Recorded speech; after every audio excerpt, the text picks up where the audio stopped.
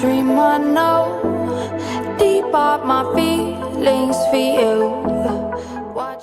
The headlines. The presidency has assured that Nigerians will begin to see the effect of the 2024 budget within the shortest possible time. Moving on after this, we have, just as the Nigerian judiciary is passing through a tough time trying to manage a battered image stemming from perceived conflicting and controversial judgments, so are members of the 10th National Assembly. But guys, before we proceed with this news, I would like to introduce this channel. Welcome to Related Gist, your home of news and politics. Thank you all so much for joining us. If you haven't subscribed to our YouTube page yet, please do us a favor to like and subscribe and also share. Don't forget to the notification bell to get notified when next we drop our video. You can send in your comments and keep the conversation lively in our comment section. To all our amazing subscribers, thank you all so much for joining us. All our viewers, feel relaxed, enjoy and stay connected. The presidency has assured that Nigerians will begin to see the effect of the 2024 budget within the shortest possible time. The Senior Special Assistant on National Assembly Matters to the President, Bola Ahmed Tinubu, Kunle Olarewaju, gave this assurance in an interview on Channels TV. He said that they are aware that things are not very rosy for average Nigerians and they are involved. They are in the same shoe with them and they believe that people should change their narrative. And of course, that is why the President, Bola Ahmed Tinubu, has focused this particular budget on solving the basic problems, particularly job creation, poverty reduction, and social development. That the indices are clear that they have a problems at hand, but like a good warrior, they don't run away from war. And they can assure us that the Nigerians will begin to see the effects of this budget within the shortest possible time. And Nigeria will clearly see that at the end of the tunnel, there is always light. You all can recall when President Bola Ahmed Tinubu, at his median budget presentation before the National Assembly on Wednesday, said that the proposal of 27.5 trillion 2024 budget will ensure microeconomic stability, poverty reduction, and greater access to social security. The president highlighted priority areas such as security, local job creation, microeconomic stability, investment, environment optimization, human capital development, poverty reduction, and social security. He said that he's going to face the recurrent non-debt expenditure at 9.92 trillion, capital expenditure at 8.73 trillion, debt service at 8.25 trillion, revenue at 18.32 trillion, new borrowing at 7.8 trillion, and deficit at 9.18 trillion. Meanwhile, the House of Representatives has passed the 27.5 trillion 2024 budget for a second reading. The House passed the appropriation bill on Thursday, and the House leader Julius, leading the debate on the general principle of the budget, commended President Bola Ahmed Tinubu for that, noting that the national security and education, which got significant allocations, will be enhanced if implemented, because Nigerians will be more secured with the allocation to defense and security. As a teacher, that they will be impressed by the emphasis on basic education, and they are sure that education will be better off this time. So guys, let me know your thoughts, your contributions, your opinions are in the comment section. I would love to hear from you. Moving on to the next one. SARS, the Nigerian judiciary, is passing through tough time trying to manage a battered image stemming from perceived conflicting and controversial judgments. So are members of the 10th National Assembly.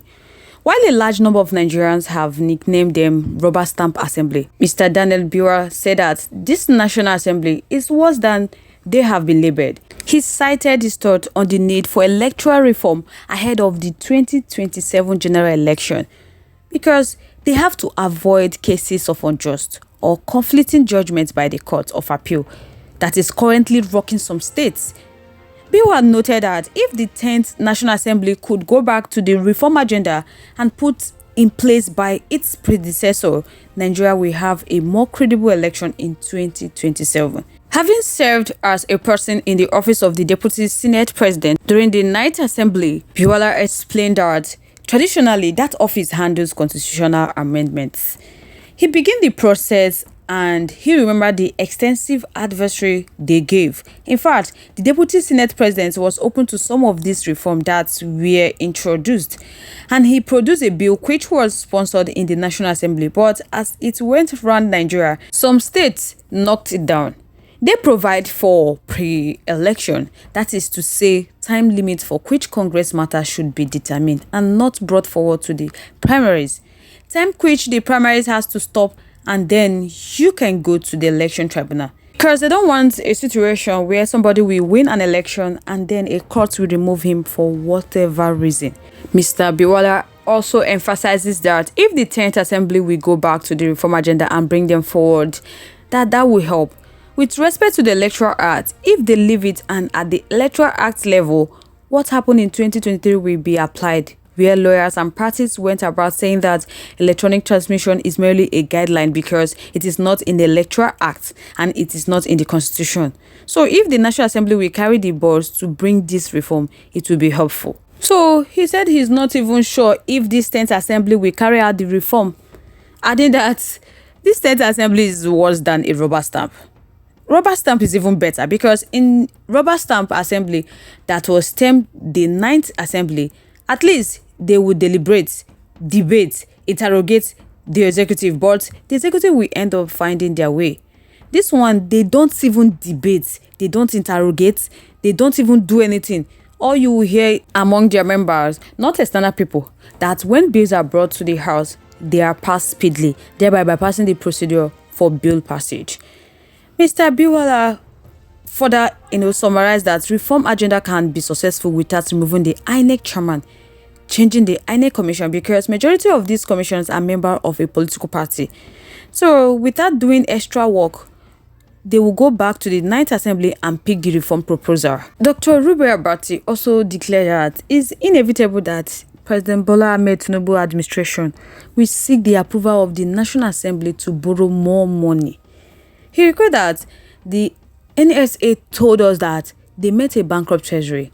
The Minister of Finance and the Coordinating Minister of the Economy, Wale Edu, also told us that they found the economy in a very bad shape.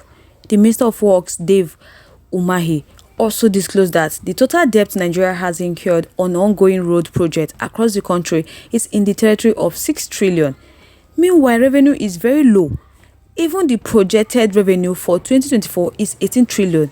And they are planning to borrow 7 trillion. By the time you all add all that to the existing debt profile of Nigeria, which is over 83 trillion, you will be looking at about 94 trillion naira. The question is, what do we do with borrowing?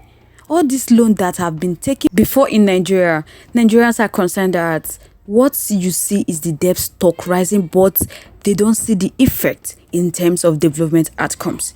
We are going to borrow up to 94 trillion yet.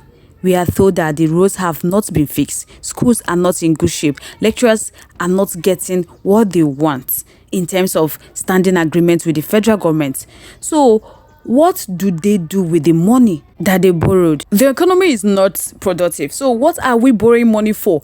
If we look at the supplementary budget where the government was asking for about 2.7 trillion additional funding, the controversy was about the government wanting to buy a yacht. We don't know the status of that yacht now. 28 billion was going to be spent to buy luxury cars in the villa and renovate places within the state house. The cost of governance has to come down, honestly. So guys, let me know your thoughts, your contributions, your opinions are in the comment section. We'd love to hear from you. Once again, thank you all so much for staying tuned with us. We really do appreciate. On this note, we have come to the end of today's segment. Like, come your way next. Stay safe, guys. Bye.